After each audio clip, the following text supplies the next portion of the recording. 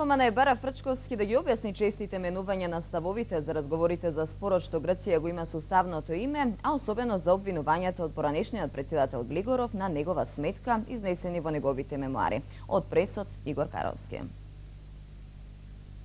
ВМРО ДПМН открива дека председателскиот кандидат Фрчковски во времето кога бил министер за внатрешни работи се пазарел за македонските ставови за прашањето за името.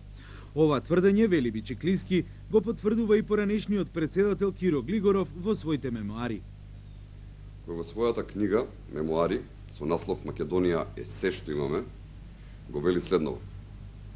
Еден ден министерот за внатрешни работи Фрчковски ми предложи да примам некои соработници од службата за да ме известат лично за нешто од нивната работа. Ги примив, а тие ми кажаа дека имале некоја средба со нивни колеги од Грција и дека ти официјално им рекле да ми пренесат лично мене дека доколку попуштам околу името, подготвени се да ми префрлат на која банка сакам во светот $1.000.000, тврди Глигоров. Покрај ова, Бичеклиски се повикува и на напис во весникот Време објавен пред 3 години во кој се цитирани делови од изјавата на Глигоров дадена на сослушувањето во врска со атентатот.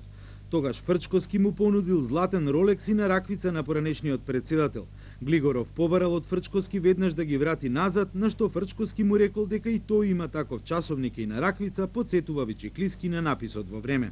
Од владеачката партија го повикаа Фрчковски да се произнесе за ставовите на поранешниот председател Киро Глигоров. На пресконференциите на владеачката партија, кои ги прават од нервоза и очај, немам намера да одговарам.